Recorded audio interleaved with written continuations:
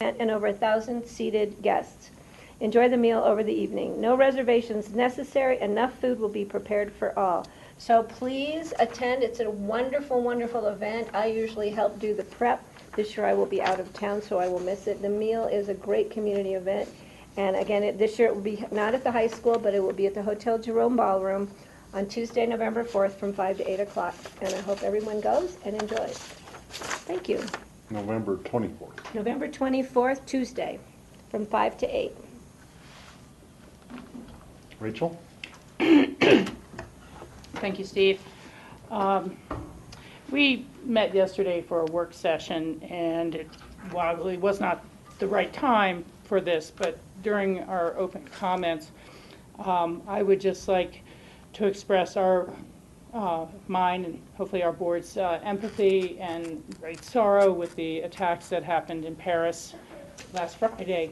And you know, it has struck me, and I'm sure others really, that Aspen has a sister city in Chamonix, France, and there recently was a memorial service for Francesca McPherson, who spent many years nurturing that relationship with the student exchanges and things like that. And we have a very close kinship with those communities because of our ski heritage and our ski heritage that came from World War II. And so I would just like to, you know, respectfully ask for a moment of silence and prayers for all those who have suffered such great loss, and for our world leaders that they respond with wisdom to hopefully end this endless wars.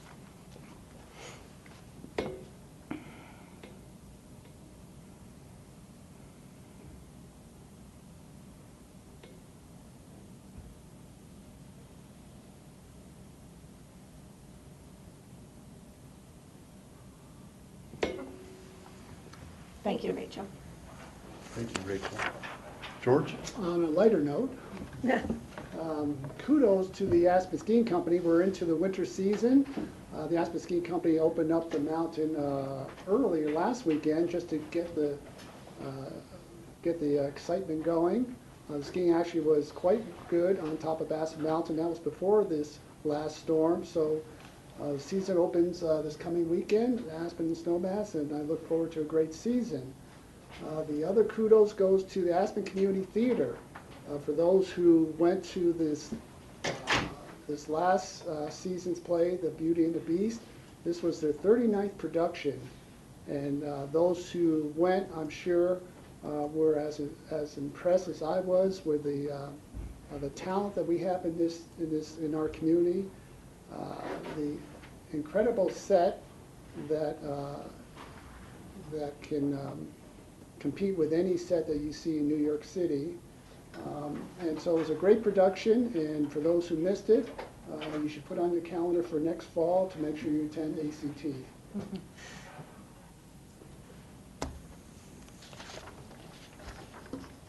I got a reminder in an email about the traction law and the passenger vehicle chain law on the I-70 corridor. It's that time of year again. It's no longer putting it off, but if you are driving over to Denver on I-70 and you do not have adequate tires or chains to get over there safely, you are liable to get a pretty stiff fine. If your car blocks the roadway because your tires start spinning out, you can be liable for a fine of $650. So I urge everybody to make sure you either have snow tires, tires with mud and snow designation, or a four-wheel drive vehicle. And your tire tread must be at least 1/8 inch of tread. And for chains or alternative traction devices, there is a device called an auto sock, which passes muster for putting on. I saw it on television. It's a very easy thing to put on around your tire, and it provides adequate traction. So that's a new alternative to something you can have in your car just for the emergency situation. And drive safely and reduce your speed also is also a good recommendation when going over there. Steve, I want to add to that. I want to recommend too that people in town right now, the roads are extremely ice-packed and it's very slippery. So please drive with care, but walk with care. You know, when you're crossing the sidewalks, when crossing in the crosswalks, please put your cell phones not in your hands because you're going to fall on them because it is so slippery. And it's also for drivers to be aware that the person crossing in the crosswalk may slide through it. And so you need to be extra cautious with proceeding through crosswalks. So hang in there, guys. It's just going to be a long winter, I think, which is going to be good. Yeah. Okay. Okay. Moving on to our consent items, the first one, or the only consent item with single reading is approval of minutes of the regular meetings of October 28th and November 4th, and work sessions of October 20th and October 27th. I would move to approve.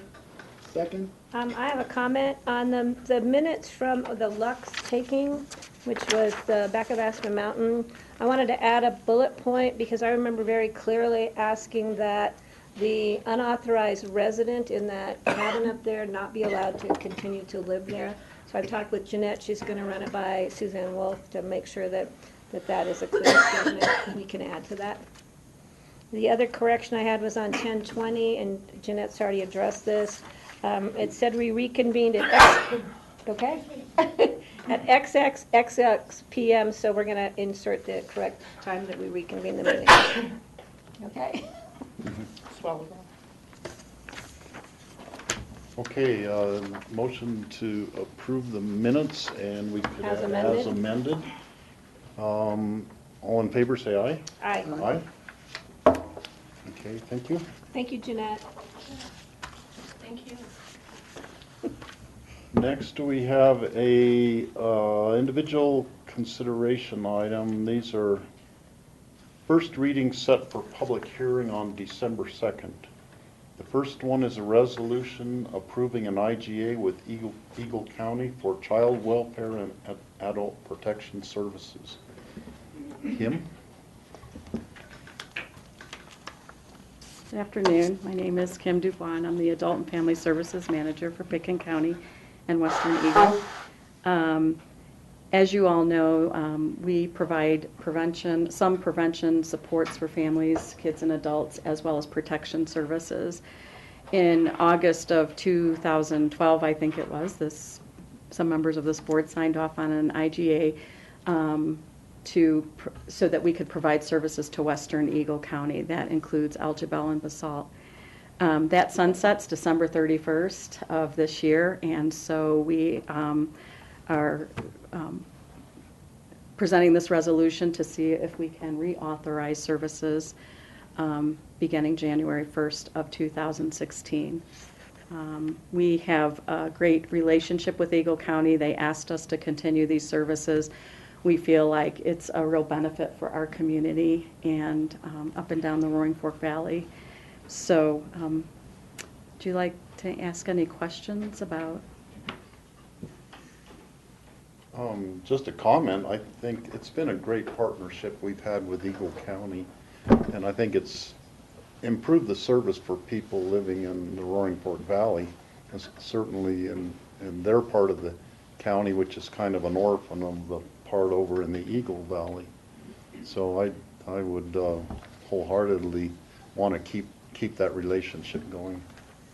I would note on the signature pages, my name is misspelled on both the signature pages in that. So before we get Kathy Thank you. Chandler Henry to be signing it, if we could have a corrected Yes. version, that would be good. I apologize. I'd for appreciate that. Yeah. Thank you.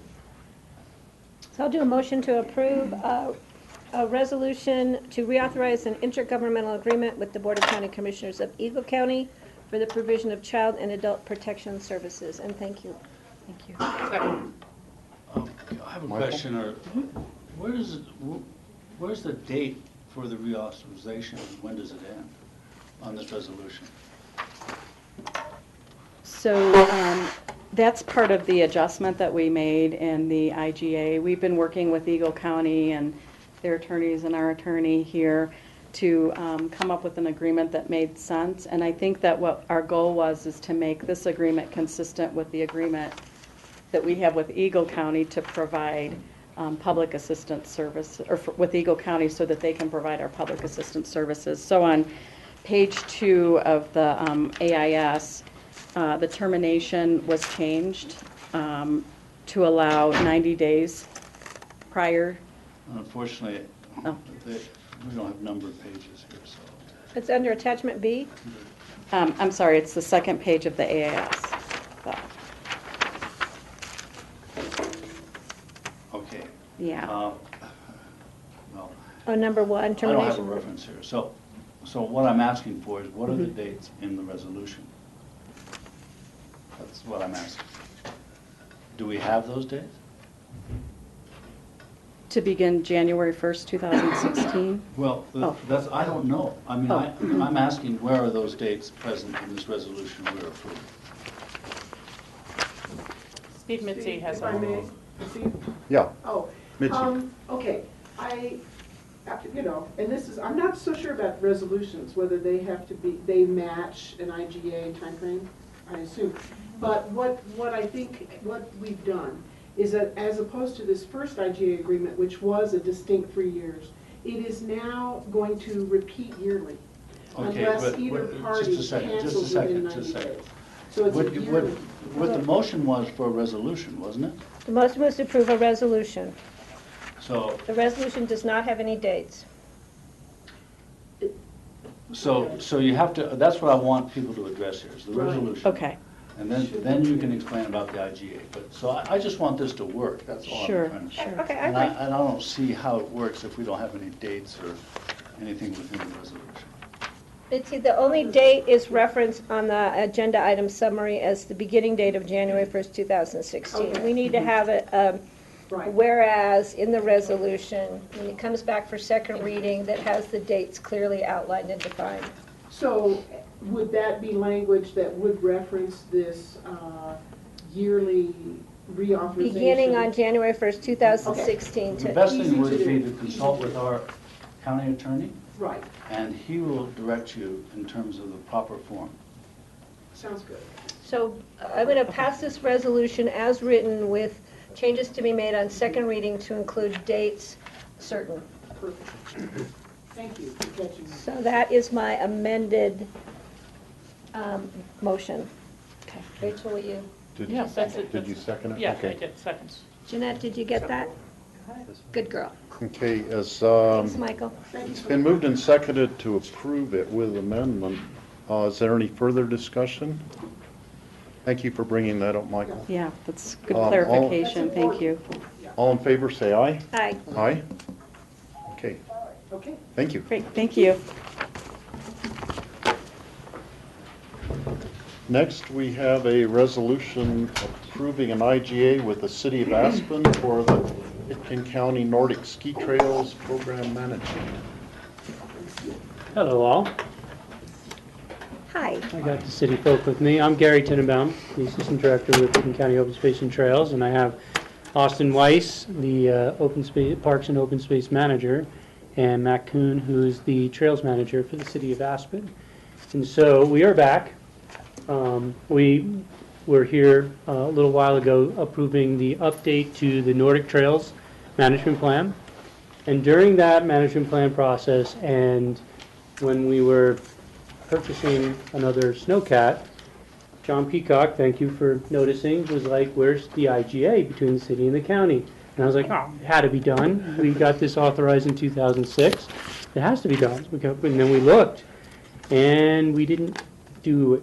So that's our fault. And so now we're back to formalize this. The great thing has been that the partnership between the city and county has worked extremely well for 9 years without this IGA, but it makes sense because we have to do this to cover everything from how these snowcats get purchased and titled to snowmobiles to all the other equipment and labor and everything else. And so this is the intergovernmental agreement that will show how the county and city operate together And, and we also included the budget to show you because the program we feel is extremely efficient. We really have to, I want to thank the city for doing this because it has, in 2006, if the county was going to take this over, we'd have had to hire all these different employees.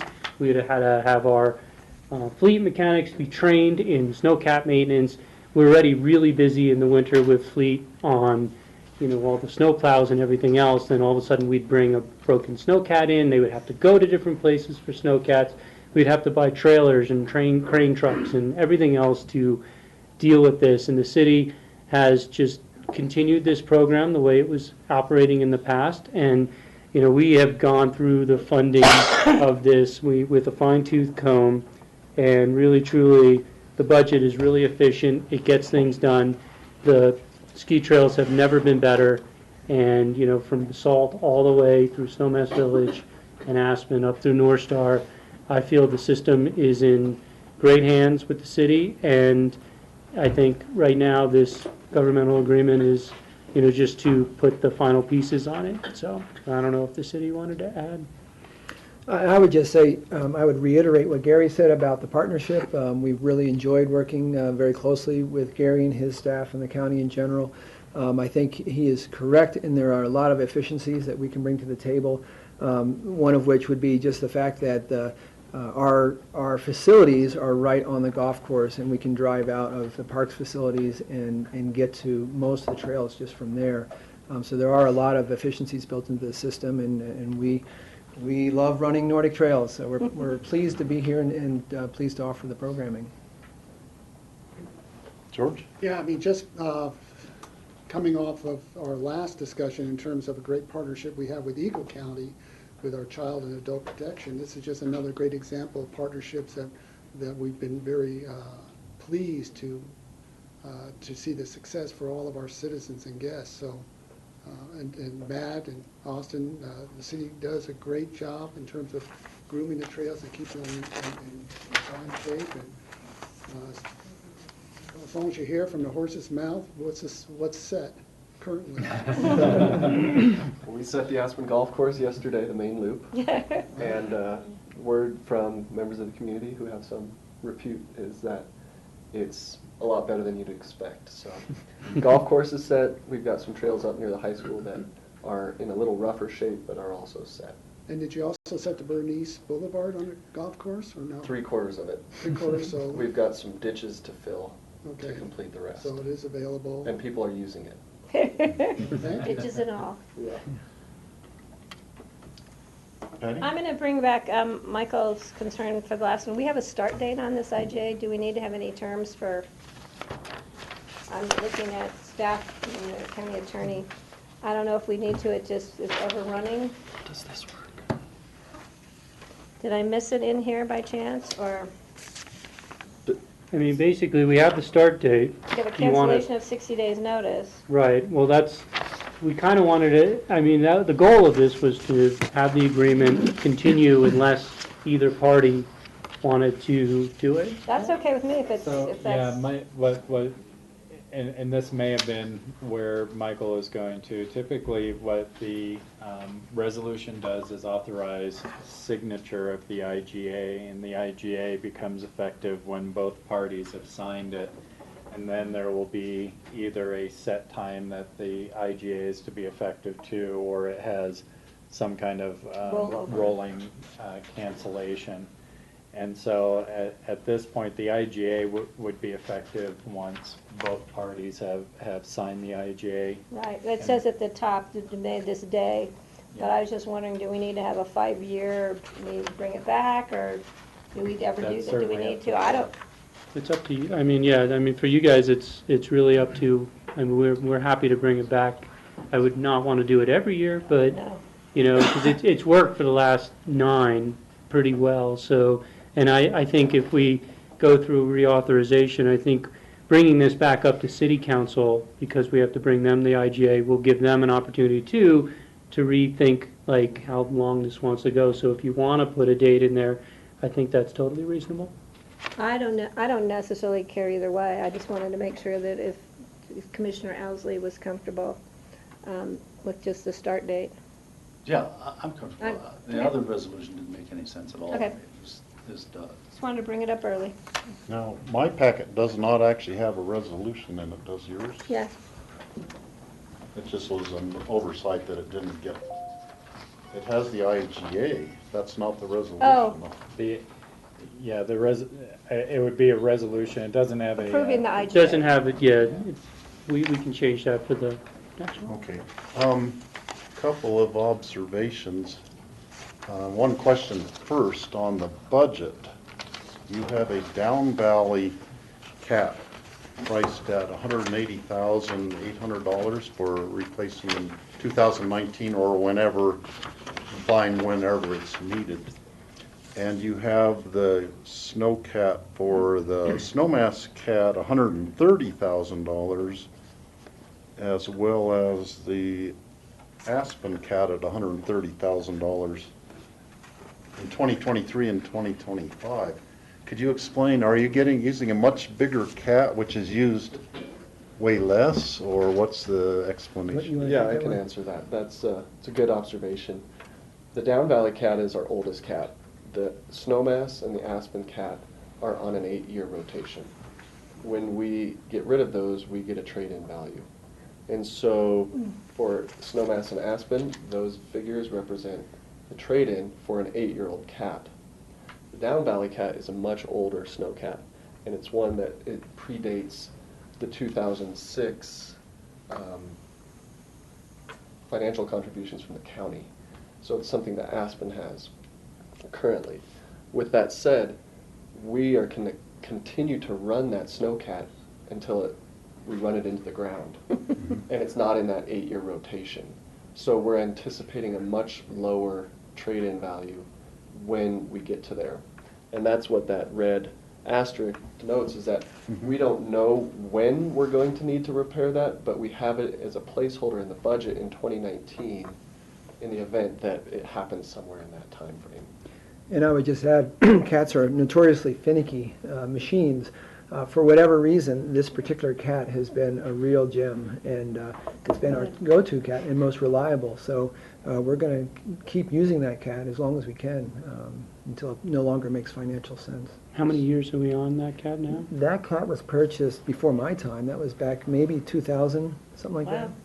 So yeah, so it's a good cat, so we want to I was gonna just say, keep it going. nothing worse than a finicky cat. No. So it is the same size and covers the same It is, footprint yeah. as the other ones. It just is, I understand the, We're going to get over double the life out of this cat Wow, than it's a a good normal cat. cat. So Yeah. it's worth not getting the about, $50,000 of trade-in value.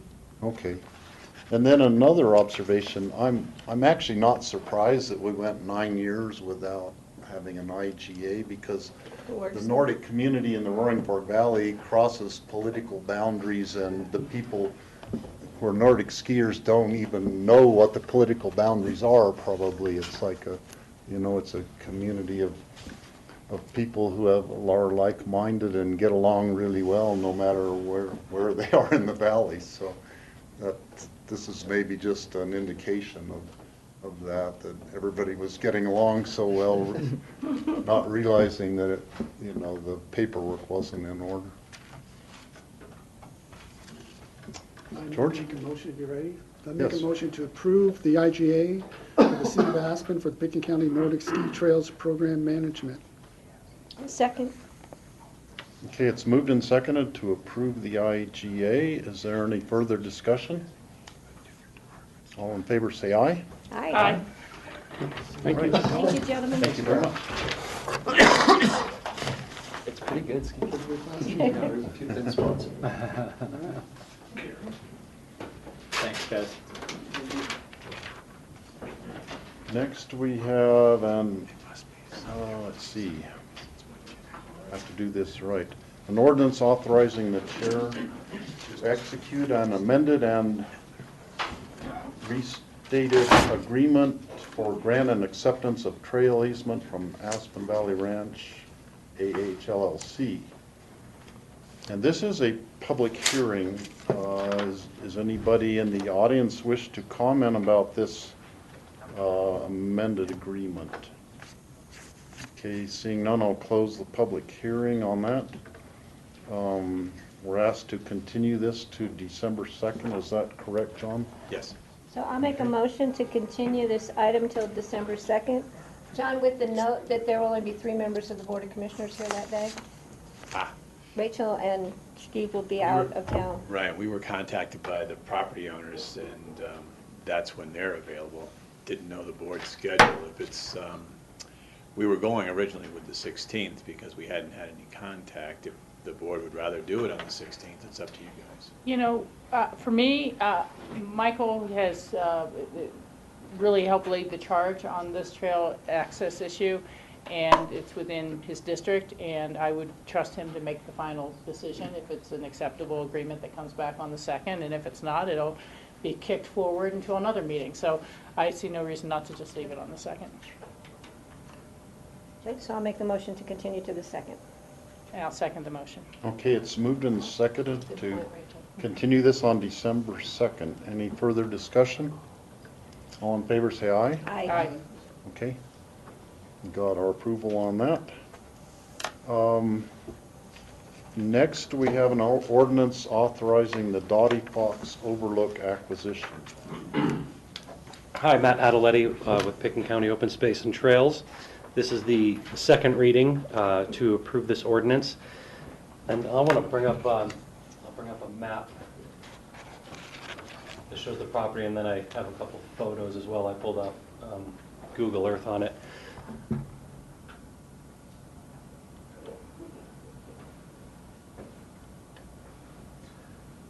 This is the, in red is the, if you can see that okay, is the property on the other side of Watson Divide overlooking the Elk Mountain Range and the Snowmass and Capitol Creek valleys. And the Community Development Department approved an administrative determination back in early August, which will allow construction of approximately 5 acres. This parcel's about 6.5 acres. So it'll approve a residence to be built on this 5-acre parcel of it, and on the I'm trying to get my direction right, on the western part, on the left side of the map, on the western side of it, is 1.3 acres that through the administrative decision would be donated to Open Space and Trails to create an overlook. And I actually wanted to bring up a few pictures that I have as well from the view. This is what the 1.3 acres looks like right now, so that'll be reclaimed, and then an overlook will be created up there. We're not sure what that'll look like, but we'll just have a management plan that will go through the typical process to be approved.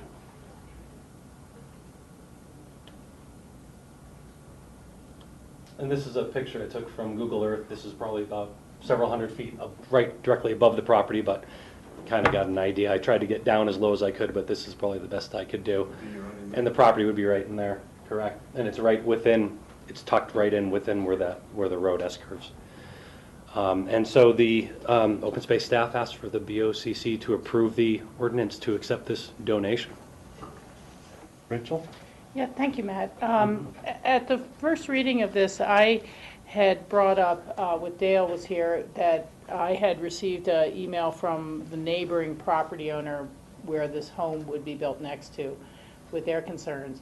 And I let him know that he should contact more of the P&Z and the caucus and let them know his concerns that way. And at the last meeting, I asked Dale to check in and see had there been any communication. Is this neighbor still opposed or supportive of the house? And I just, Dottie Fox is an icon of mine, and so it's very awkward to not say yes because we're getting this wonderful piece of land, but I'm kind of wondering how the neighbor felt about the size of the home and the proximity it was going to be. Sure, I haven't heard any feedback on that. I haven't talked to Dale about that yet, so. Okay, I see Lance in the corner. Sorry, just step in and talk about Mr. Marquand. Yes. Yeah, I talked to him. I've talked to him many times through the years because there's several parcels up there, and he's had the house there that's been there a long time, and a very small house and a small lot. And he had concerns when the Rogers house was built, which is another substantial house up there, and which is even much closer to Mark 1 than this house. Okay. This house really does not impact him greatly, other than the fact that it's another house up on the hill. And he did express his concerns to the Snowmass Capital Caucus, and they took that in account when they made their recommendation to us regarding what would be the appropriate house size and how much could be above grade and how much below grade. So his concerns were made and were heard by the right people. Okay, well, thank you, Lance. I just wanted some follow-up on that, so I Yeah, that's appreciate good, that. Rachel. Thanks, Vince.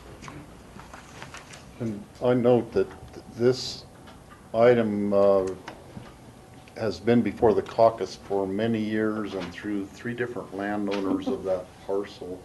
The caucus is still very supportive of it. At the meeting last night, they talked about it briefly, and they are excited that it is moving forward at this point because it's been kicking around for a long time.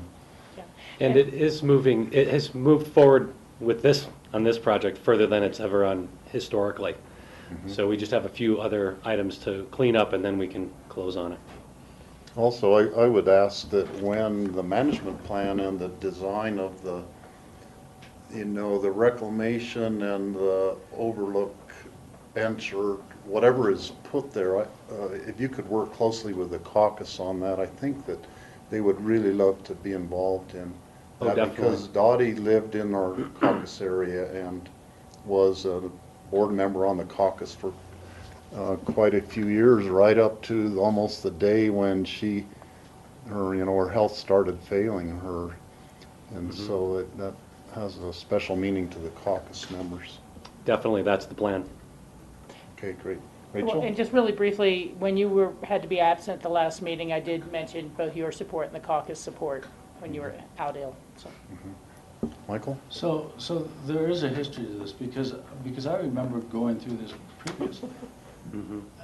And so it was just proposed previously, and we never accepted this property? This was before I started, but from Right. what I understand, they started going through the process, but didn't complete the community development aspect of it, which required them to actually record a plat. And that had not been completed, however, the approvals had gone up to that point. And Lance, you could correct me if I'm wrong. However, at this point, we have recorded the plat, and we are past that, and now there's just a few other requirements they have to fulfill, which are pretty basic requirements, and they just need to get the surveyor and a title company to get us some information, and then we can schedule a closing. So we have gone further. The previous owner essentially had the same deal with the county and with open space, and they came before the board many years ago and went through the subdivision exemption process to create this exact parcel with the same kind of agreement with the county regarding the cash funding that they would also kick in with the land dedication, and then they went into foreclosure, and they never executed the documents and never recorded the plat. So we redid that with the new owner. So John, so we go through these exercises and we get, I don't know what you would call this, donations, and we approve a project and based on those agreements, and then they vaporize. What could we have done better in the first agreement? Well, the conveyance of this parcel to the county wasn't done as a condition of the development approval. It wasn't an exaction. It was just something that the property owner wanted to do. So being a donation, until it's consummated, the property owner is free to change their mind. As far as the rest of the development approval, the only thing to do particularly perhaps is to have a stated timeline that if the property owner does not act to either record a development approval plat or an envelope, building envelope plat, or pursue the actual site plan or some other triggering event, then the property owner or their successor can no longer rely upon the approval of the Board of County Commissioners or other, the hearing officer or so forth like that. So at least you know that there's a finite time to the approval and doesn't necessarily last forever. Yeah, I mean, you know, it's difficult because I think we consider that donation or a donation within the discussion about the house, about where it's located, about its size, its impact to its neighbors and everything. And then, because there's a donation, we look upon the approvals favorably, typically.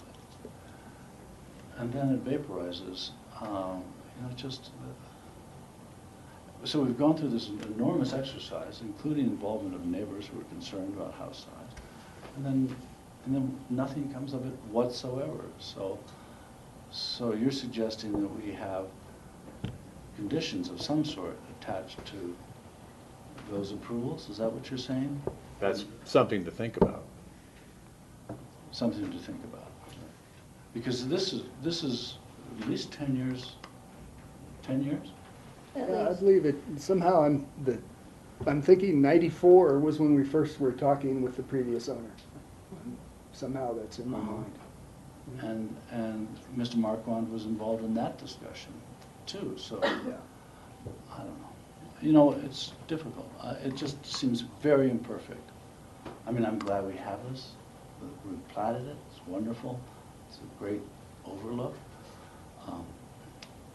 But it seems to me we could have had this property 10 years ago. Is there a plat that you said was recorded? Correct. So we've moved steps further than we have in the past? Correct. And this plat recognizes this parcel? Yes. So I think that is, what John, you were saying, that could be one of the milestones that we set this on, you know? I mean, it's a voluntary offer of, you know, that's granted, there may or may not be some reflection on the approval of his development application.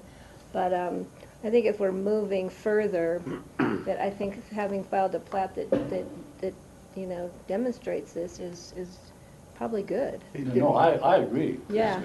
I'm just saying, since it took 10 years to Yeah. get to this point, where we had this offer 10 years ago, there could have been a mechanism 10 Then. years ago to have this problem. That's all I'm Yeah. saying, so. And now we have that at least in Now play we this have, time. we have it. It's been cured in effect, but. In the but, future. But this has happened before in terms of people voluntarily, so making all these conditions and then never recording a plat, so this never occurs. And so what have we spent our time doing? Talking about this overlook. In this particular case, both approvals, and it wasn't 94, it was 2004, you're right. Both approvals, even though the dedication was voluntary in both cases, the condition of approval of the development of the house specifically said, prior to issuance of building permit for the house, the consummation of the land dedication will take place. And however, even though we've recorded the plat, I suppose in theory, if they were not eager to get their building permit, they could stretch out the actual conveyance of the property. So that just usually is not the case in Pitkin County, but so we don't maybe think about that as thoroughly as we should. Rachel? Yeah, you know, I'm happy to take a look at this issue in broad terms in a work session next year and see if there's changes we should make.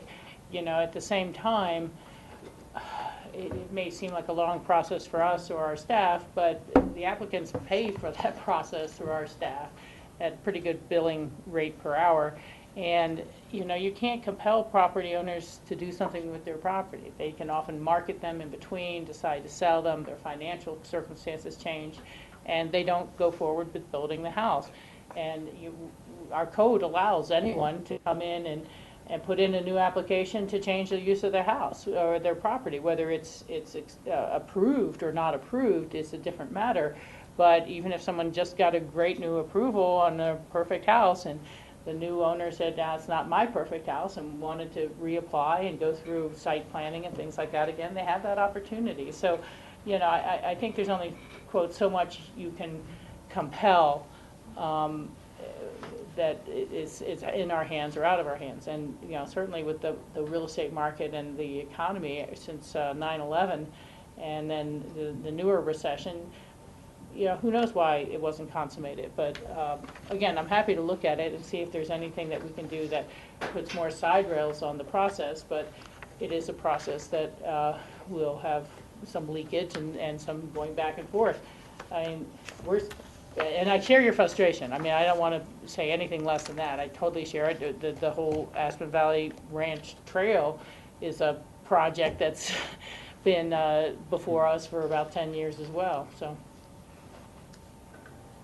Yeah, and I suspect that the timing of this whole thing, it's gone through 3 landowners now, and I think they ran into financial difficulties during the recession, and that's the reason a big reason it's taken so long, because the very first owners, the LaRoses, I think was their name, wanted to do the project, and I think they just got caught short financially, or their circumstances changed, but. Very good. Okay. This is a public hearing. Does anybody in the audience wish to comment on this at this time? Seeing.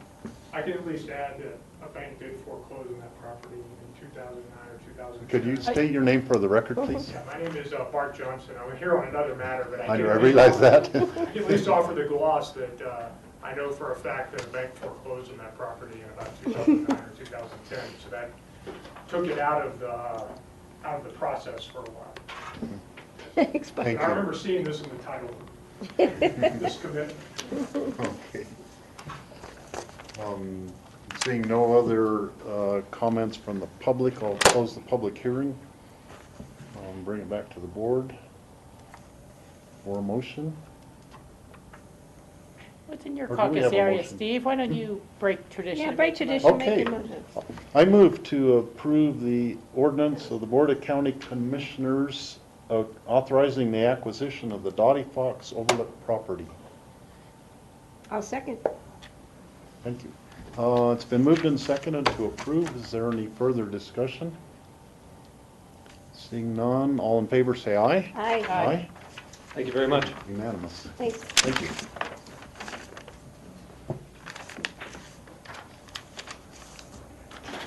Moving on to land use items. We have a land use section, Reagan removal of employee dwelling unit deed restriction. Would you like a graphic? I could pull up a map if you just want something to If look you at. could pull up a map, that would be terrific. Because I've been We are curious over at- exactly where. Yeah, we can do it here now.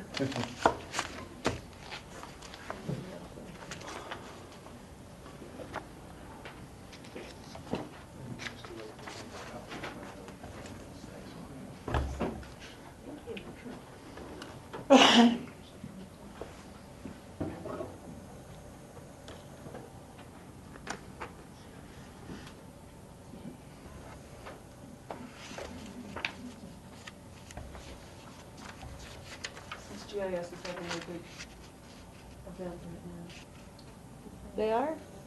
now. They're over at the firehouse. GIS Day. GIS Oh, that's Day. right. Is that a national thing, or? Yes. It's not on my It is. calendar. They had some good International. swag over there. Internet, huh? Really? Well, let's go. We Can't can believe come it's not back on for my this calendar. later. I'm gonna miss out on the good swag. It's probably all gone already. You get to play with It's going stuff? fast. It's on my Snacks, calendar, and Mike. stickers. I got, Really? I've got this. I swung in there and I grabbed this for swag. Oh, good. GIS Day. Did And you get next to- year it will be called the the Aspen GIS Day, and then the year after that it will be called the American GIS Day.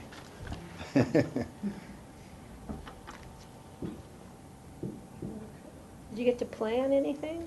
Well, there were tons of people there and they had 5 computers set up. Oh, fun. And I didn't have time to, Is it all day? till 2 o'clock, I Just till 2 believe. o'clock. Oh, So, yeah. Till you, We'll try to be quick. when we get done here, you we probably can run have over time. there. Yeah. It's scary. Oh, that didn't work. Sorry.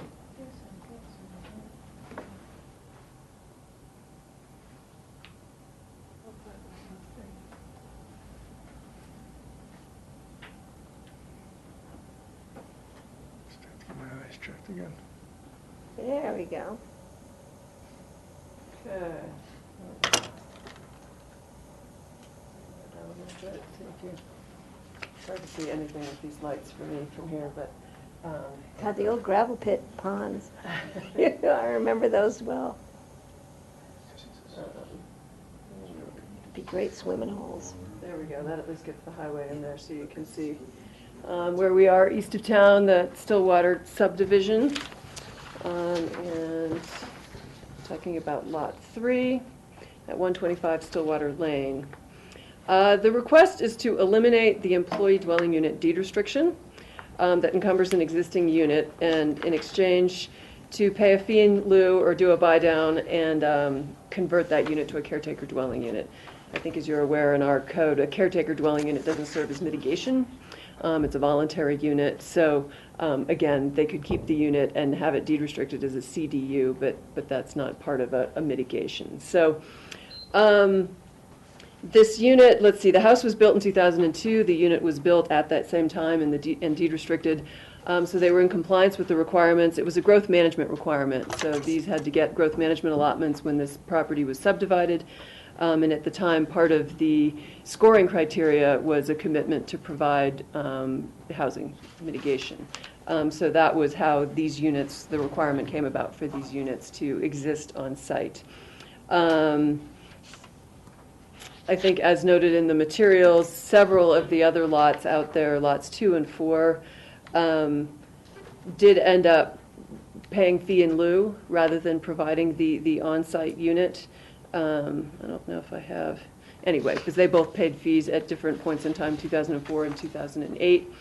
Would this be the only one that actually has had the unit in place on the property over a period of time?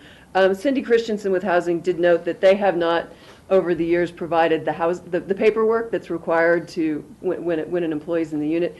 The owner has said that the unit has been consistently occupied over that time. So again, it's, in terms of our end of it, the paperwork has not come through, but that's the representation that's been made.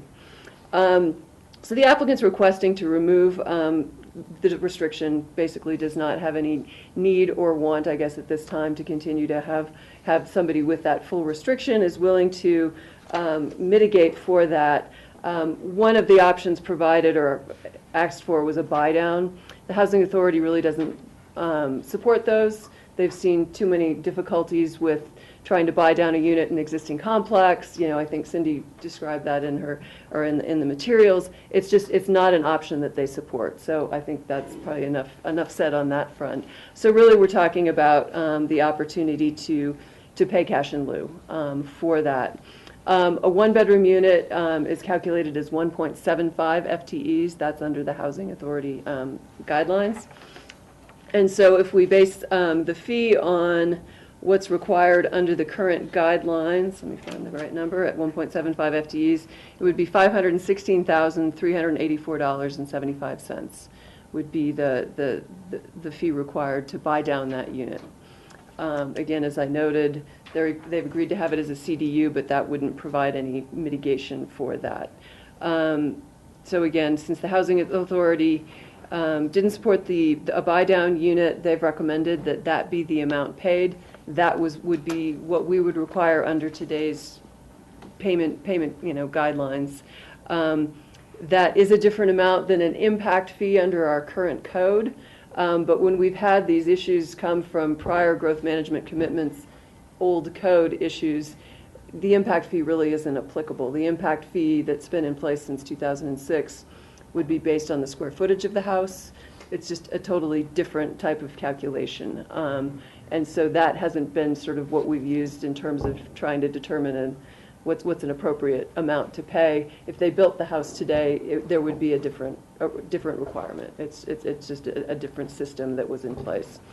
So we've recommended that they be required to pay that fee amount. I know Mitch has a lot of more detailed information to provide, so I think I'll pass it off and let him present his argument to you regarding those other houses that did pay fees at various points in time that were not necessarily that full payment in lieu amount at the time they made their payments. So Questions for Suzanne? Yes, so you're saying that the current payment in lieu is 5,000 something? I mean, 500,000? $516,000. Okay, and then in the memo we got, it says that the Category 1 APSHA fee in lieu required to fully offset a one-bedroom is 295,000 plus. That's, Mitch's. that was what the applicant had put in the application. Okay, that's So that was a mistake based on one FTE rather than that Okay. 1.75. I was confused, so my FTE, confusion yeah. is well warranted.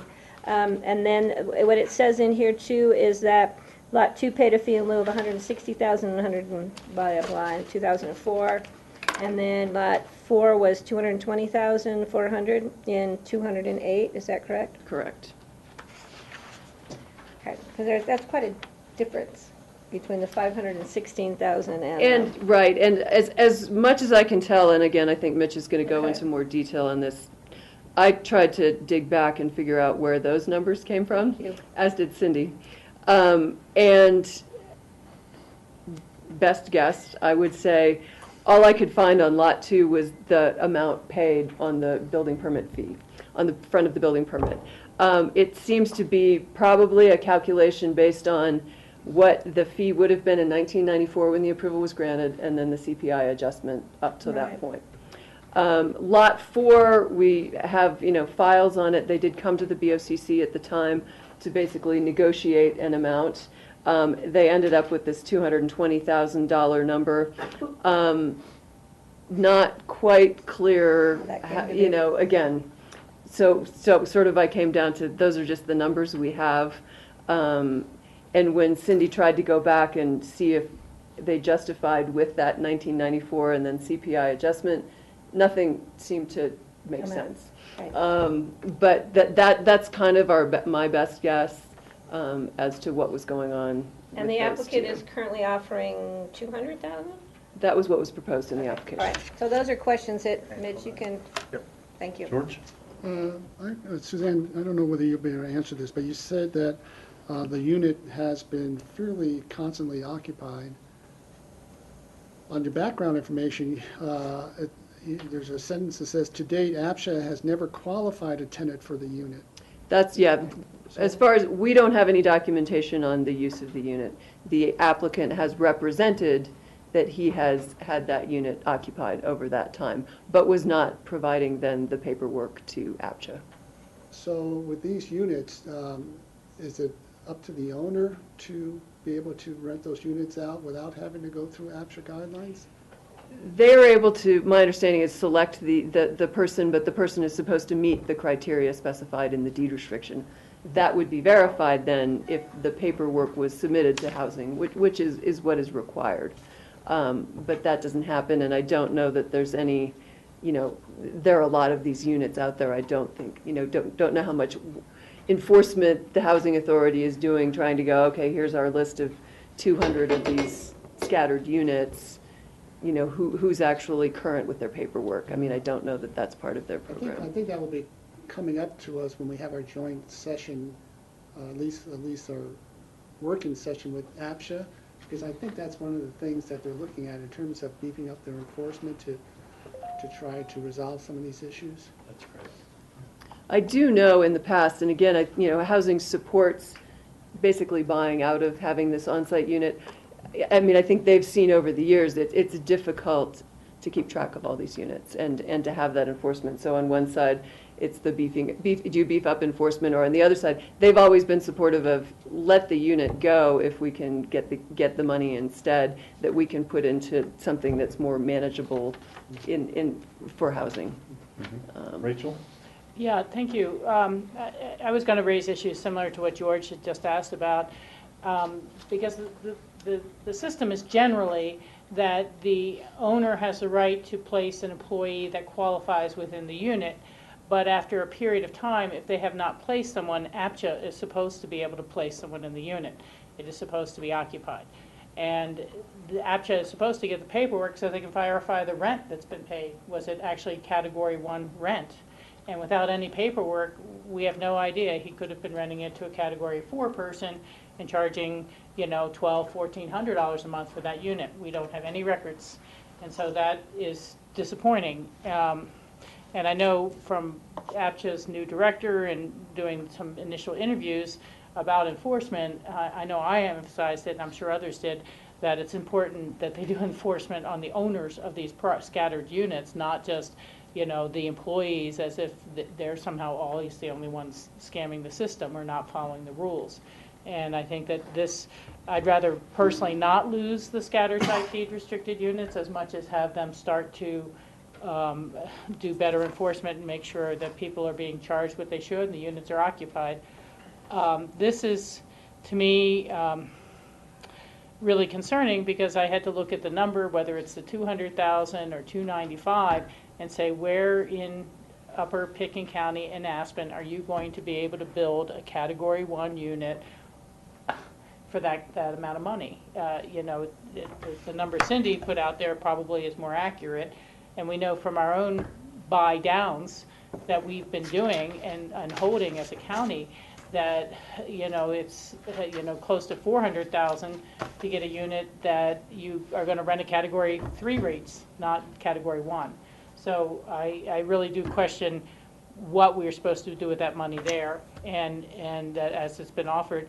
And then finally, the whole buy down thing, you know, for the public's benefit, separate from our memos, is they get bought down in a free market complex, and then the next thing you know, it gentrifies, and each homeowner is hit with a special assessment of $40,000 because they've decided to do a marble exterior on the building or something like that. And so the monthly fees become unaffordable for what was a deed restricted tenant. And we've had to lift and sell the deed restrictions on a number of those units because they simply became unaffordable. So I can agree with their premise there. If there was a buy down that was within an existing deed restricted affordable housing building, such as there are a few scattered at Hunter Creek because they let some of those units go free market when they weren't sold initially for deed restricted. That was the deal the county had with the buyers. But again, Hunter Creek is all Category 4. And so getting somebody in there at a Category 1 price doesn't do anything when it comes to the monthly payments and the condo fee dues that they would have to pay at a Category 4 project. So I have some problems with that, but I just wanted to elaborate on the prior discussion. Thank you. Michael? Where does this money go? Whatever sum it ends up being. As I understand, it goes into our housing fund. That goes into Pickens County's housing fund? And then we can do what we want with it? From there, I'd assume, Jen, that this would have the same restrictions as our housing impact fee funds. It needs to be used for either purchase or construction. Suzanne, what, I have a recollection there was a difference in the square footage requirements of a EDU compared to a CDU. And I don't know if that would apply here, but I'm just curious what those square footages are. I think this unit is what, 500 and something square feet, 600? 585. It's a small unit, but we allow up to 1,000 square feet for a caretaker dwelling unit. We don't set a minimum. Okay. At one point in time, that was actually 700 square feet, and then we upped it in the code. So it fits within the, you know, the size range we would allow for a CDU. It's within the... Yeah, yeah. Our issues other times has been often if a unit exceeded 1,000 square feet, you know, would they have to shrink it to meet the CDU requirement? Okay. But that's not an issue here. Okay. Any further questions for Suzanne? Okay, Mitch, you want to do a presentation? Yes, and introduce yourself for the TV audience? I will. Yes, good afternoon, everyone. For the record, I'm Mitch Haas, and I'm here with Bart Johnson. We're representing the applicant, Tom Reagan, who owns Lot 3 of Stillwater Ranch subdivision. Let's see, so to start, when our client built his home in 2002, he was satisfying a condition of the subdivision's approval. And in doing so included a one-bedroom, 585 square foot Category 1 employee dwelling unit, or EDU. At the time, he could have paid a fee in lieu of the unit based on APSHA's 1994 fee in lieu of $69,000, adjusted by CPI to just under $84,000. The actual number would have been $83,759 and change. What year was that? 2002. Thank you. Instead, he chose to build the EDU, which he's then used to house an employee until last year's end of the school year. Perhaps out of ignorance, he just never ran the employee's qualifications through the housing office. I don't think there was actually even a lease. The employee was tutoring one of his special needs child and was being paid in addition to rent-free, essentially living in there, but would have qualified anyway. Just didn't ever run it through the program. And since then, there's been no need for continuing tutoring. His child's graduated from high school. And the unit went vacant, and then my client received, not long after that, a compliance letter from the housing office, and that's when he started pursuing, okay, maybe I'd rather just pay the cash in lieu out of the unit than have some mandatory requirement going forward. So now our client is seeking approval, as permitted under the terms of the deed restriction, to keep the unit itself but eliminate the occupancy requirement. Pay a fee in lieu, and replace the occupancy requirement with a standard caretaker dwelling unit deed restriction. The owners of neighboring lots 2 and 4 of Stillwater Ranch subdivision each have been granted similar approvals to eliminate their EDU restrictions on their properties, subject to a requirement that they paid a fee in lieu of the unit. There are only 5 lots in Stillwater Ranch subdivision. Lot 1 was donated to Pitkin County for development of employee housing. Lot 5 was annexed into the city of Aspen prior to ever being developed. Originally then got developed with the Silver Lining Ranch, and then later under city of Aspen approvals converted to a single-family home. In any event, lots 1 and 5 were never subject to an EDU requirement or paying fee in lieu, so that only left lots 2, 3, and 4 as having the applicable requirement. Again, lots 2 and 4 have already gained approvals for and paid their fees in lieu of the EDU requirement. Therefore, we are here, lot 3. It's the only remaining lot in the Stillwater Ranch subdivision that has an EDU or could possibly seek to pay a fee in lieu of it. So I point that out because I think we need not concern ourselves with establishing a precedent because there's nobody left to follow it. Instead, what we're seeking to do as best we can is follow the precedents that have already been established twice. In this vein, I want to be clear that we're not seeking to get some kind of special bargain or great deal. But we just want to pay what we think is a reasonable and fair amount based on and in keeping with the precedent established on the other 2 lots. So to that end, we need to run through some math, discuss a whole bunch of numbers, which always gets confusing. So to help with that, I've prepared a little handout that will hopefully allow everybody to follow with the numbers and understand where I'm coming from and why it is we're now proposing a fee in lieu amount of $250,000. I wonder if you could put them on the Elmo so we could have it. Yeah, I can do that and pass them around. I think I've got 10 copies of it or so. Make sure Jeanette has one there. Jeanette, which is, I thought they were offering 200. and those, follow with, and then we'll run through these quickly, I think. Steve, can I ask Mitch a question before he gets into this larger number things? Sure. What is the square footage of the free market home? Total square footage, well, it includes the EDU. I think it's a little over 9,000 square feet. When I looked at the assessor page, and it was somewhere in there, based on the assessor calculation, which would be Okay. Around 9,000. pretty good. Can I ask something? So Cindy Christensen has proposed what amount? The $516,000, which is based on the current payment in lieu calculation under the housing guidelines at 1.75 FTE. So it's, sorry, where's her? Her number? At one yeah, I was gonna say, what's the one FTE number? So one FTE would be $295,000, $295,077. So 1.75 times that gets you to the 516,000. So, I would like, rather than go through these figures, although you can, I suppose, I would like to know why you don't agree with Cindy. Okay, well, I think going through these numbers gets me to that point.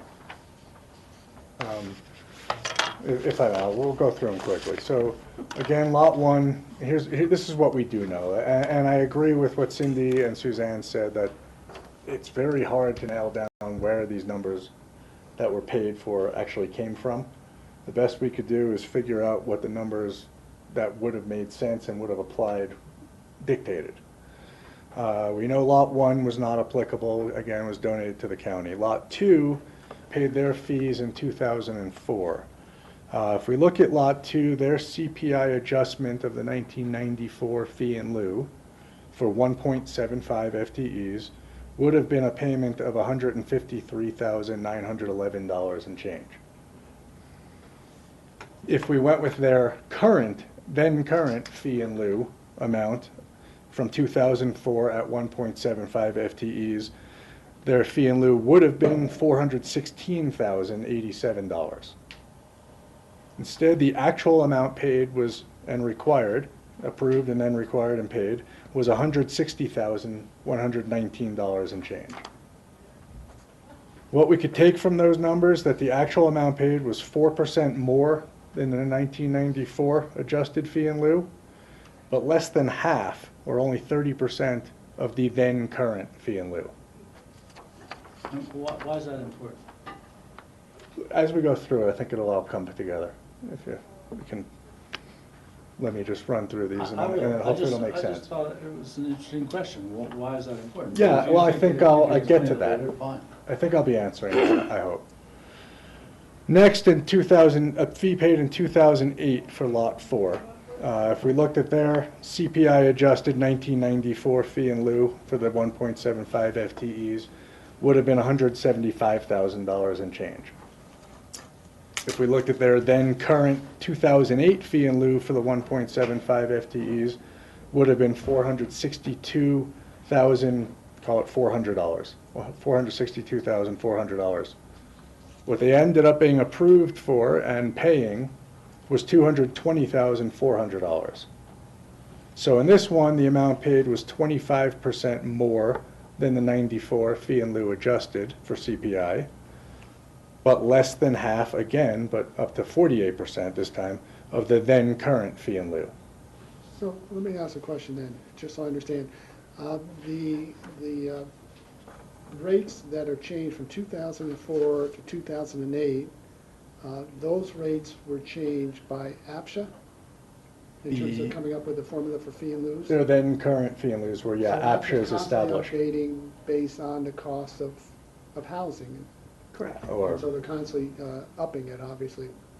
Okay, so those are APSHA fees in lieu. Right. And they've changed over the years. Correct. And what we're currently looking at least from APSHA, is the latest upgrade to those numbers in terms of that formula. Right. Okay, thank you. Okay, so that brings us now to our request for Lot 3, which would be paying the fee in 2015, 2016. Maybe the fee gets paid in a month or two, so 2016. Here, for this lot, if we looked at the 1994 fee in lieu at 1.75 FTEs and updated it to today with CPI, it would be call it $194,000. If we took today's APSHA fees, that's the number that Cindy's recommending, it's $516,384 and change. Lot 4, if we extrapolate from the most recent example, Lot 4, their payment in 2008 and adjust it for CPI to today, that would dictate a fee of $243,000 and change. We're proposing to pay $250,000. So our proposed payment, like the others, is 29% more than the 1994 adjusted fee in lieu payment. But again, still less than half of the current fee in lieu, but 48.4%, getting closer than each of the previous examples. So now, we see that the two previous precedents each paid more than the CPI adjusted 1994 fee in lieu, but similarly, both precedents paid less than half of the then current fee in lieu. What's very clear is that neither of the previous owners paid anything even close to their current fee in lieu would have dictated. And that's what APSHA is now suggesting would be appropriate in our case. But we don't think that would be fair or reasonable, especially since our client's chosen not, had our client chosen not to build his EDU in the first place, he likely would have gotten the same or better deal than Lot 2 did in 2004. In the meantime, the community would have had one less rental employee unit for the last 12 plus years. In the end, our proposal to pay a $250,000 fee in lieu represents a fair and reasonable relative increase over the fees collected for the two applicable precedents. Our proposal is highly consistent with the most recent example from 2008, just brought forward to present value and rounded up for the sake of providing an even number and keeping it simple.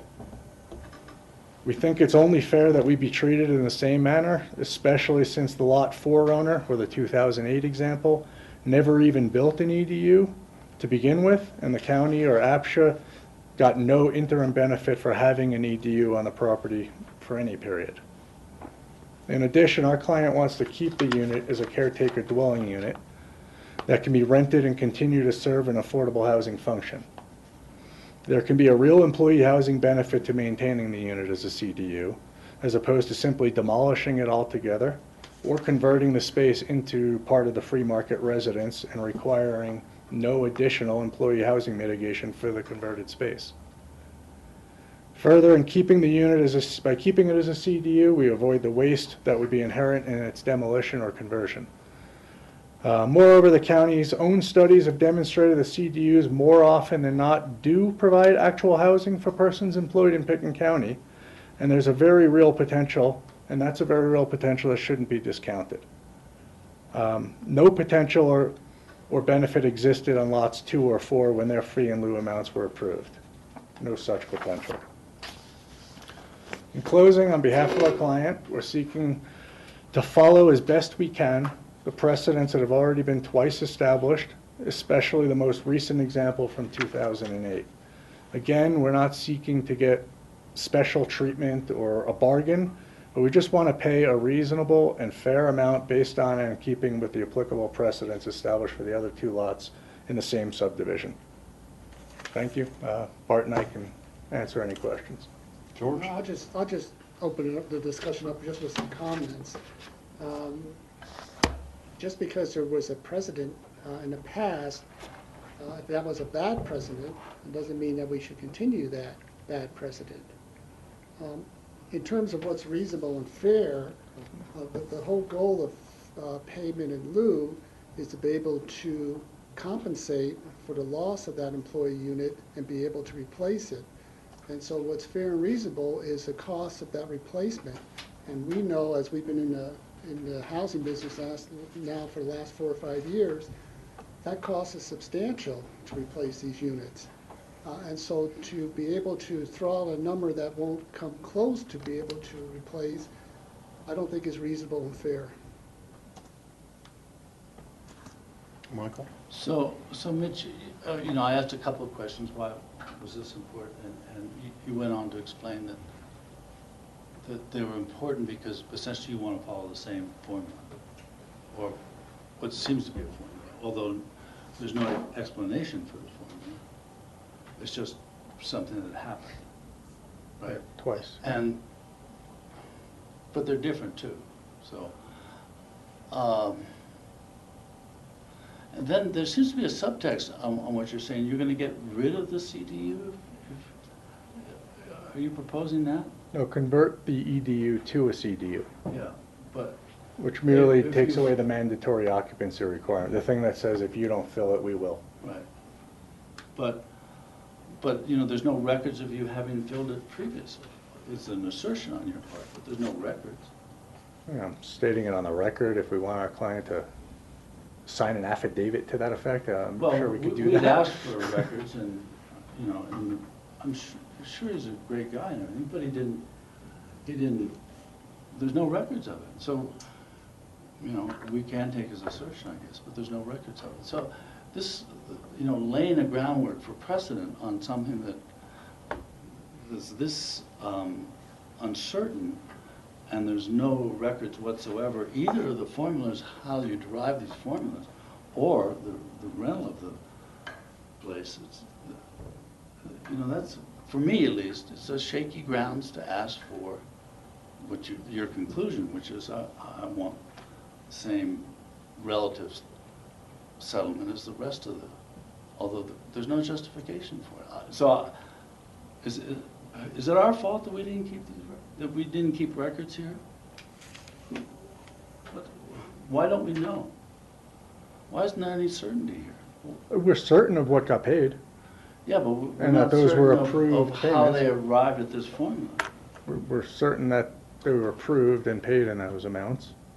And there's only two ways that we know of to have arrived at what could have been required, and then draw a relationship between what was required and what could have been arrived at. And the relationship is quite clear that in no case was it anywhere near the then current fee in lieu, which was presumably to replace the unit or not. I don't know exactly that is what fee in lieus are for. Yeah, I guess I'm asking the county why we don't know. Why don't we know? All I can tell you is I do not know how we came up with $160,000 for Lot 2 in 2004. Lot 4, there's more information, and $220,000. It came to the BOCC. The owner of that lot negotiated with the BOCC to pay a lesser amount than would have otherwise been required under the guidelines in effect at that time. And that was the number that was agreed to by the BOCC. But we That's, don't know that's the short. conditions of that. There might have been conditions we're not aware of. I mean, the resolution just approved that, yeah, that amount. I mean, you know, we could go back and provide you with minutes and, you know, things about that discussion, but that was the number that was agreed upon at that time by the BOCC. That was closer in time as well to the previous payment that was made. So again, having looked, you know, at that file some, I do think there was an argument made about if this was the amount that was accepted on Lot 2 in 2004, the agreement to pay $220,000 came pretty quickly on the heels of that 2004 payment.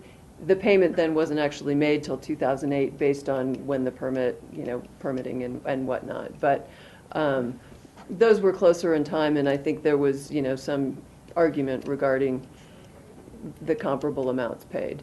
Again, I really don't know where the number came from for Lot 2 in 2004. But we could provide more documentation about the 2008 amount for Lot 4.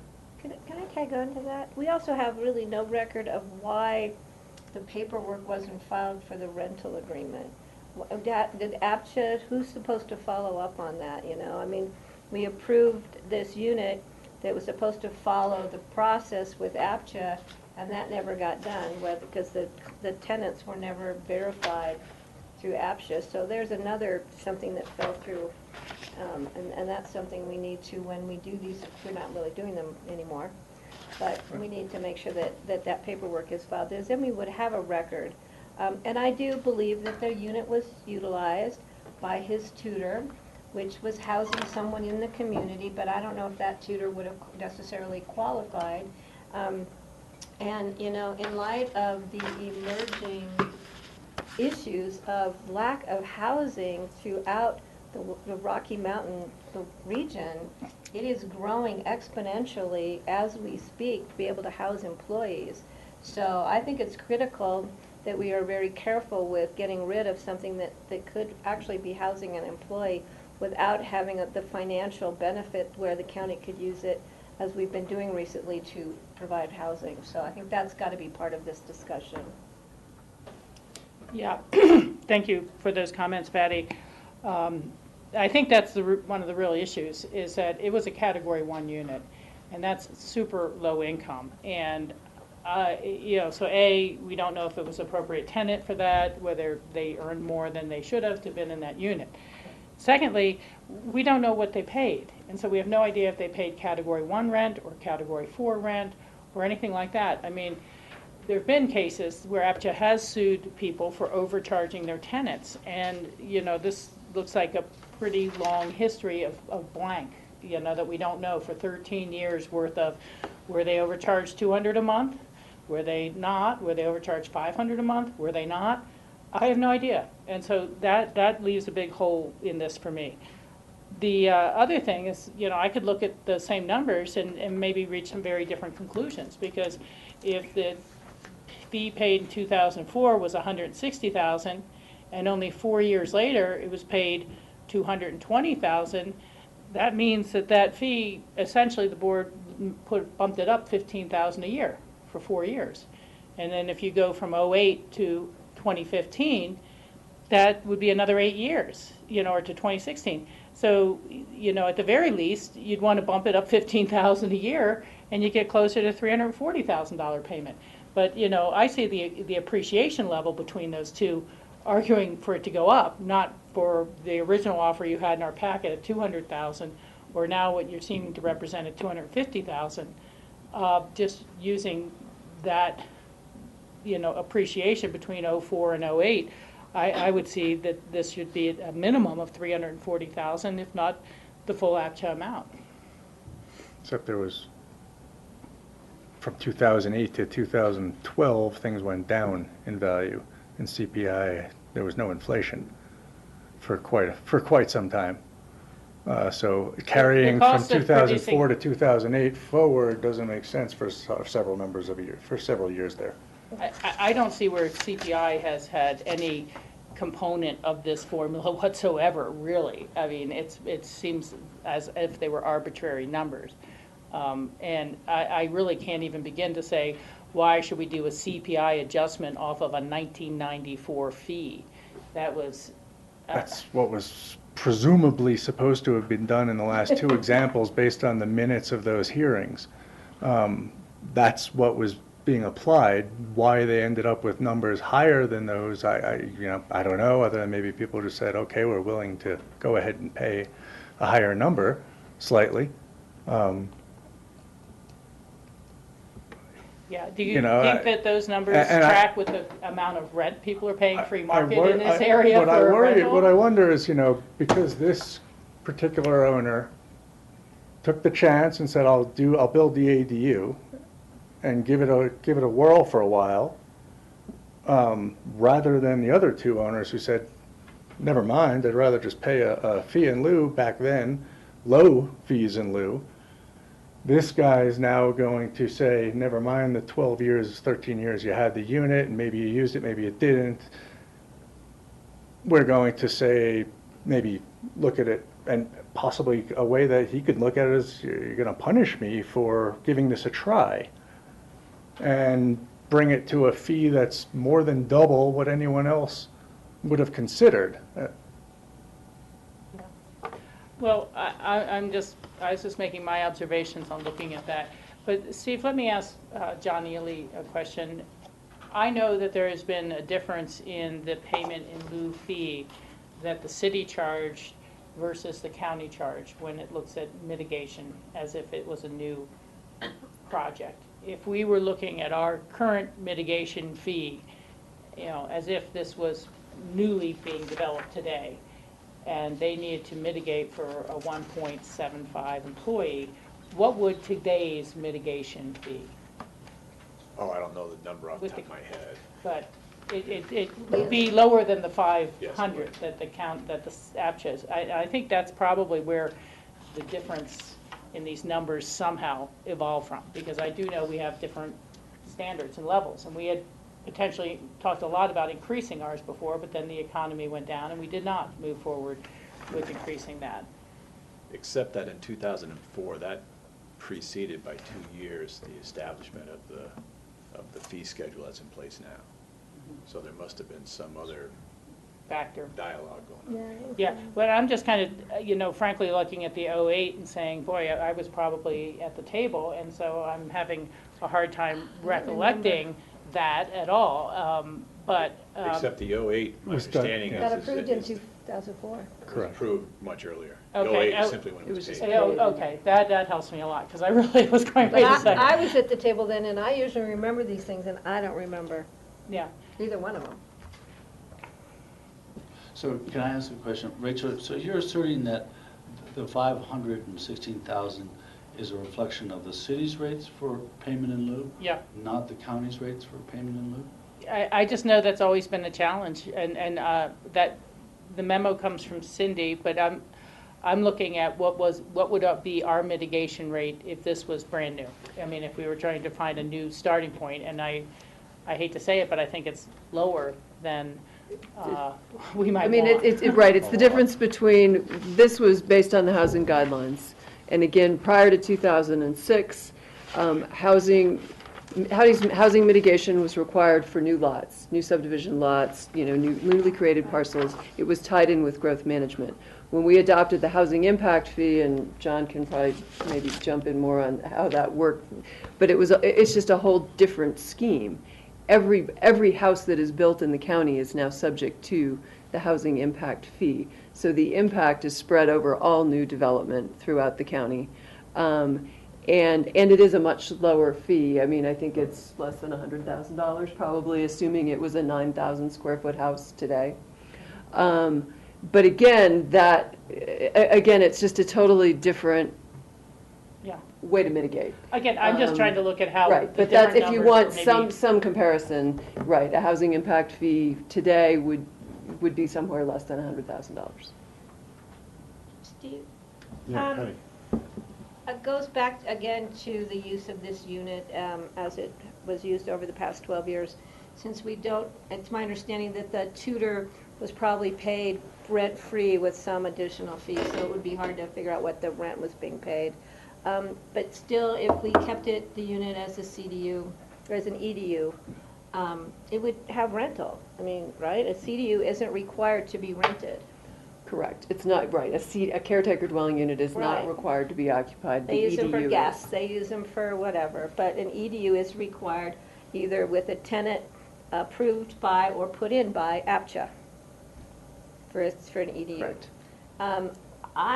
I hate to say it, but I'm really leaning towards keeping it that way unless we have a significant discussion as to payment in lieu. I think maybe there's a number, and I don't know how we reach it because we don't know how these other numbers were reached. But maybe we can come to, if it was an agreed upon number that the BOCC back in 2004 agreed upon, then maybe that's the precedent that was set and we need to follow that precedent up. Let's have a discussion. That's kind of my line of thinking too. I mean, if I was the owner and I was told I had to pay $516,000 now to convert it to a CDU, I'd say, just keep it as an EDU and we'll get an employee in there and live with it. That'd be okay. If there's any way we could get more information on the reasoning and the math that the BOCC did in 2004 and I can give more 2000. information on Lot 4. I mean, that's the one I think I can get some more background information. Because it sounds like there's this difference between what the county requirement is and what the city requirement is. And It was, I mean, again, definitely, I'm very clear that Lot 4 paid a negotiated amount. yeah, that's what it And we could give appears. you some more background information as to the discussion And that I was think had at that time. somehow basing it on, if the EDU was built in 1994, somehow basing it on that figure is probably what they did for Lot 4 also, and that would be the precedent to somehow base it on the fee in lieu in 1994 for this time. But this house was built in 2002. But we don't have the figures. I mean, I'd like to get more information personally on why, if we can determine, number one, on the county's part, what was the records from the BOCC if we have them to justify that. Records from the owner, if they could get an affidavit from the tutor perhaps as to how much they paid or something so we could verify what their income was, or I don't know what information would be useful for us. Well, whether it was complying with its original approvals, I guess would be what we're looking for. Yeah. George? Yeah, I still hold that. I don't think we're beholden to what a board decision made in 1994. And at that time, we were accumulating a housing fund, but we were not expending any housing funds. And so now, since we started to expend those housing funds, we have sort of, there's a reality in terms of the cost of replacement. And even with our purchases, that cost of replacement, what we're subsidizing is, you'll have to tell me, John, I mean, we've been buying units recently, and how much are we subsidizing? And they're not even category ones. And Wow. so I don't think we're beholden to what happened in 1994. I think we're here today in 2015, and the reality is you've got an EDU that is required to have a category 1, and they have the option to either maintain that as a category 1 and utilize APSHA's guidelines, or pay a fee in lieu. And the question is whether we use the fee in lieu with APSHA, or if we have a different fee in lieu scale currently with the county.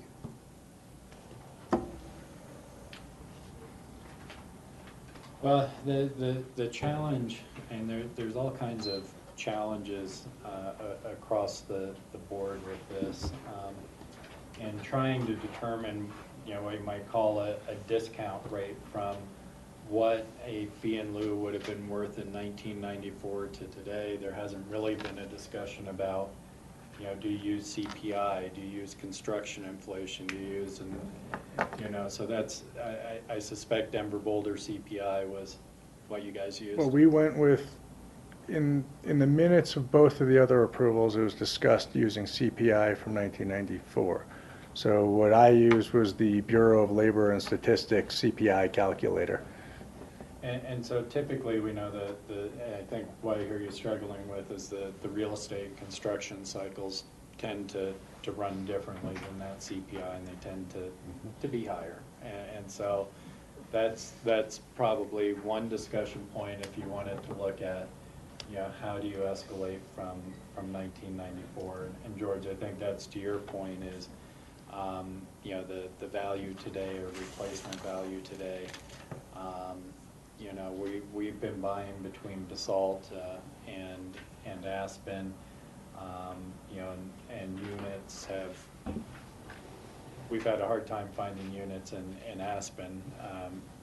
Recently, we've been spending anywhere from the mid 350s up to just below 500,000 on the units that we've been purchasing, whether they be in Basalt and Aspen. We haven't found any opportunities in Aspen within that range lately. As far as the subsidy goes, we have not been turning these units over or reselling them, so we've been renting them out, and so it's hard to talk about a specific subsidy level without that other type of transaction.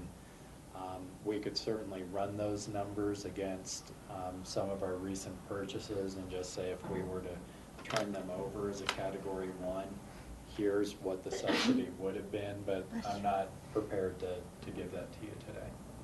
Are these one-bedroom units you're talking about? No, they're multiple bedrooms. Oh, okay. Some are one bedrooms. Some So one, we'd some have to two. break that down to more of a price per square Figure it foot. out for 1.75 employees. Bart?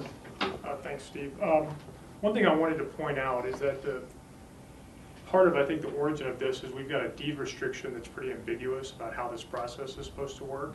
And the deed restriction actually doesn't say anything about a payment of a fee in lieu or the payment of anything. It just says that the deed restriction can be removed if the unit is modified so that it's no longer occupiable as a separate dwelling unit with the approval of the Board of County Commissioners.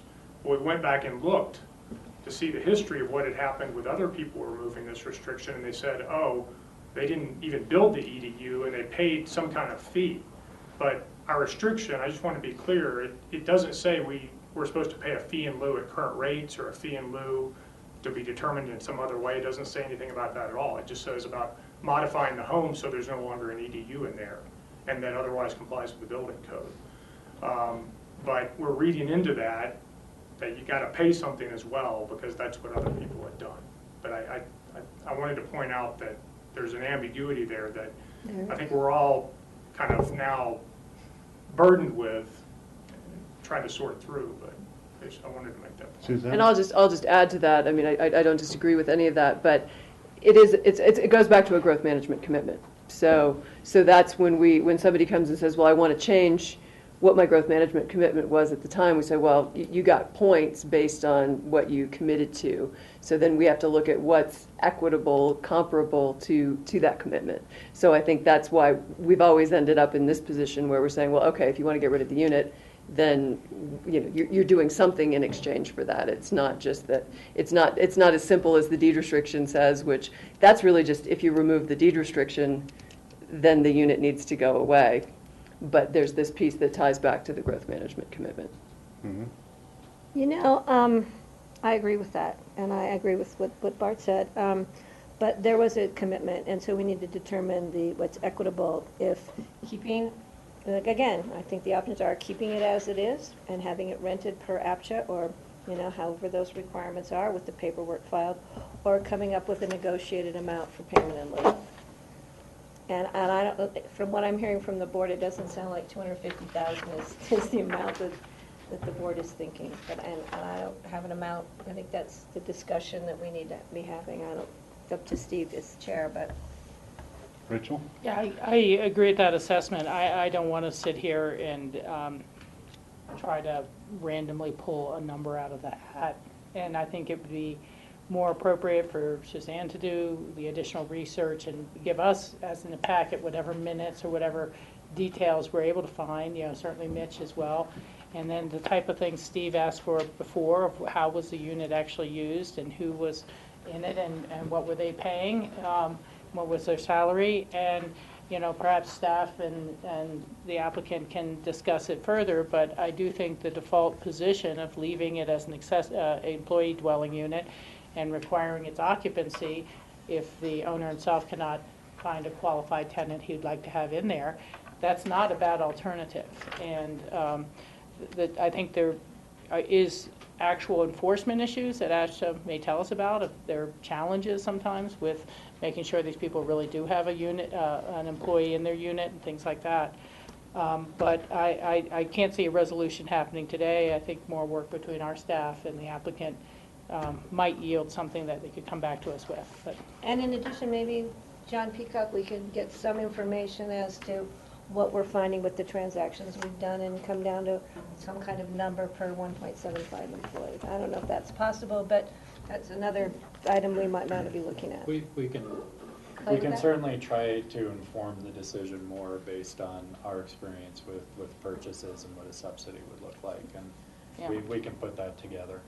Yeah, I don't think there's actual sales prices of units for Category 1. I think Category 1s are considered rentals for the most part, and then Category 2 starts pricing. But we'll see. We'll still, as you said, it will give us some boundaries.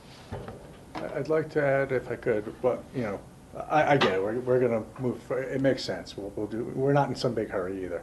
So we'll do some more research, come up with some other numbers, put everything that everyone's asked for. I'd like to look also into the option of if we were able to find a one-bedroom unit to buy without all the headache that everybody worries about. There would be no subsidy, because buy downs typically are you went and paid this much on the free market. You're buying down what it takes to then rent it at a Category 1 rate. Mm-hmm. If a client goes out and buys it and says, here you go, it's your unit, go ahead and rent it, there's no subsidy. Now you're just collecting rent. And you didn't pay for the unit, so you didn't have to buy it down to get to that category anymore. You just got it for free at that category. So I think it's worthwhile to consider that option. Maybe it doesn't go anywhere. It's something if you want to look into, yeah, it's your time. I don't have a problem with My that. only concern that Rachel brought up earlier is you buy a one-bedroom that's gone through bankruptcy or default or whatever, but it's in a complex with HOA that has substantial dues. Have to look at that too. That No, would work. I deal with the employee housing requirements often enough that I'm very familiar with the concerns that typically go into buy downs. But, I think I would look in places only where there already are examples of it. And it hasn't been an issue. I don't have a problem looking at it. Well, I think we should arrive at some sort of number first, and because it's such a complicated issue. We've gone through the issues of purchasing, whether it's the right place, whether it's the right condition, whether it's, there's all kinds of qualifiers. So if we arrive on some sort of compensation level, then we can enter into a partnership to find that place. But for them to take the risk of finding a place and saying, this is a great place, that doesn't work for me at all, because we've been through a lot to get what we think is the right place. Their decisions are going to be completely different from ours. So I think that the real crux of it is what is the adequate compensation if they want to change the designation of this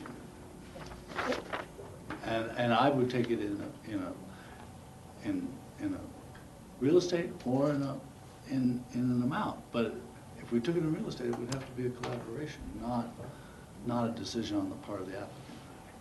I don't disagree with that, but it'd have to come back to us. He can find the unit, but we'd have to agree to it. It wouldn't be, Yeah, I'm here's not your gonna- unit, you're taking it. Yeah. So he could, if he found a unit and we said, doesn't work, or he might find a unit, we say, it works, but it's really up to him to take the time and energy to find a unit, because it's tough out there. We know that. And it may come back and be far from perfect, or it may come back and be perfect. Yeah, I'm not going to come back with, hey, we bought this unit, here you go. It's gonna be, this is what it would cost to buy this unit, and maybe we tie one up, I don't know, maybe we don't, but it's really for discussion purposes, and maybe that part goes nowhere, and it's just the other considerations. Well, I just see a lot of difficulties, because that whole discussion would have to be an executive session, because that's about a piece of real estate that we're looking to purchase. All our, we can't do it in public. Well, we could make that decision if he comes back with a unit, because I'm not quite sure he'll be able to do that, to tell you the truth. Yeah. But it's up to him. I don't want to close that door if it's an option that he could be looking at. I'm willing to have that be one of the options that they could Yeah. pursue, but they, I think Suzanne and Mitch, you need to be trying to do some more research on these numbers and try to figure out, how these different numbers were actually arrived at, and so we can figure out what would be the right price if it was a fee in lieu at this time. And it might be, maybe we're still arrive at the 500-something thousand, maybe it's 300-something thousand like you suggested, Rachel, or something else, but I don't think we have enough information now to make a decision. Michael? Well, I don't think it's about arriving at a formula. I thought it was about directing staff to see what historically and within the past few years replacement values have been for 1.75. That gives us an absolute kind of level, not a negotiated level, and that makes me much more comfortable than figures that are, quite frankly, are meaningless. These figures are meaningless. I agree with what Michael's saying, and I think it particularly ties back to what Suzanne had said when we talk about the scoring of GMQS.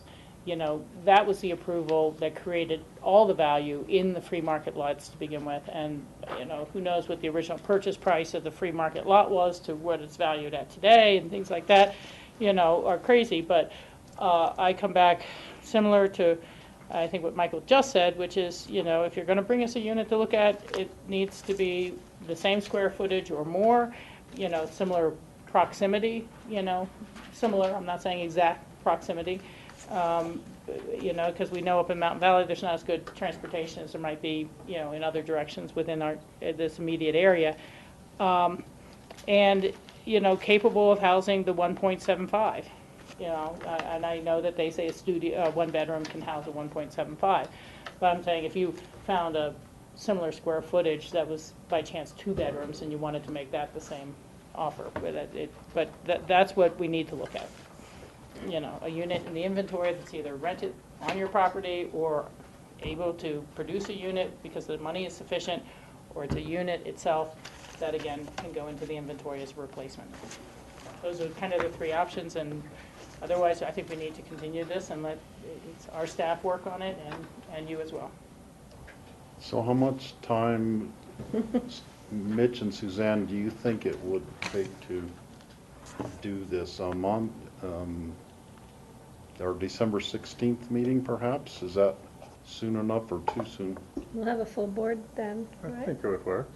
We can continue if you're not ready at that point. Yeah, that should be adequate. And we could always continue it if, Yeah. If you needed more time for real estate shopping. Right. and I'm suggesting the December 16th because Rachel and I won't be here on December 2nd, and that's probably too soon anyhow for you. Yeah, given Thanksgiving holiday and all. Do we need a motion to continue to a date certain, being December 16th, or how do we need to proceed? It's not a noticed item, so We just need a motion to continue? I think so. I mean, I think That good? I'll make a motion to continue. I'll second. Okay, a motion to continue. Any further discussion? I just have one request. Could you make sure this is in the next packet? That's the list you gave us today? Yep, I can do that. Thank you. Okay, all in Your favor? numbers. All in favor, say aye. Aye. Aye. Thanks, Okay, Mitch. thank you. Thank you. Thank you. Thank you. Thank you. It's got a short agenda today. We saved it all for you. Do we have any open discussion items? Didn't you, Rachel? Yeah, I just wanted to bring one item back to the board. Yesterday, we talked briefly about appointments to the Healthy Rivers and Streams Board.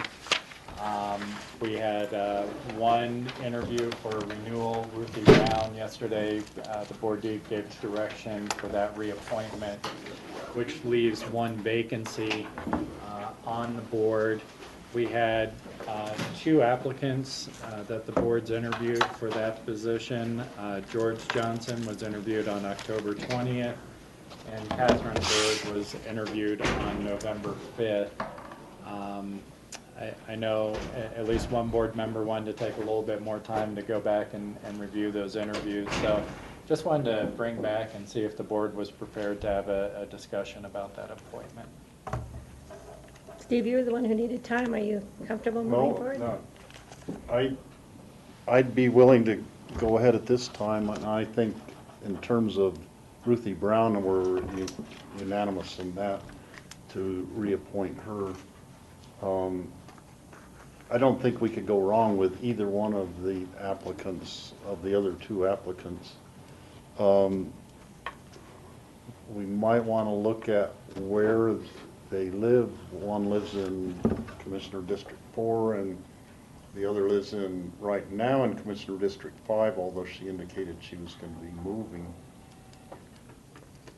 up to Aspen, didn't she indicate?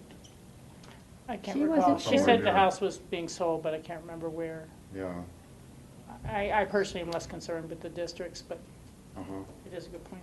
And I don't think we could go wrong with either one in terms of, it might just be a matter of who people are more comfortable with. George, do you Yeah, have I agree. I an think opinion yesterday? they're both strong applicants. I don't think the district is really the issue, because frankly, the district we're trying to replace is someone in District 3. Mm-hmm. So, Yeah, yeah. But for me, I was actually leaning stronger towards Catherine. I think she's worked for the county, she's familiar with ComDev and the planning issues. She's gone out and got a master's, she's working in the field, she's young, she exhibits a lot of energy, and so I would lean towards Catherine. I'm in agreement with that. You know, I have been dreading the conversation Because it's really hard when somebody has come back in the second time and re-interviewed, and who is qualified. And, you know, if it had just been a slight timing difference and Catherine had not appeared and applied, you know, it probably would have seemed like a shoo-in. But then weighing the two and the interest, I really do come down on the side of Catherine as well. And I do appreciate our other applicants' willingness to serve and involvement in water issues. And I hope that there's other ways to continue to be involved, whether it's through Roaring Fork Conservancy or, you know, he was recently attending the collaborative meeting that was in Carbondale last week. So there's no question in my mind about the commitments that are there or the interest in serving the valley.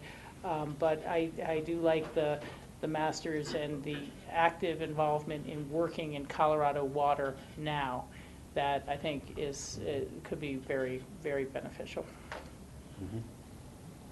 An engineering degree. Well, that's three, and I mean, I could go either way. And a lot of George Johnson's experience was in Wisconsin, actually. It wasn't necessarily in Colorado water. It had to do with water. He for sure has a lot of experience, but they both have a lot of experience. So. He had a great deal of background too, with a lot of stream restoration and riparian and things like that, which was really commendable. I mean, he has quite an extensive history. So I agree with Rachel.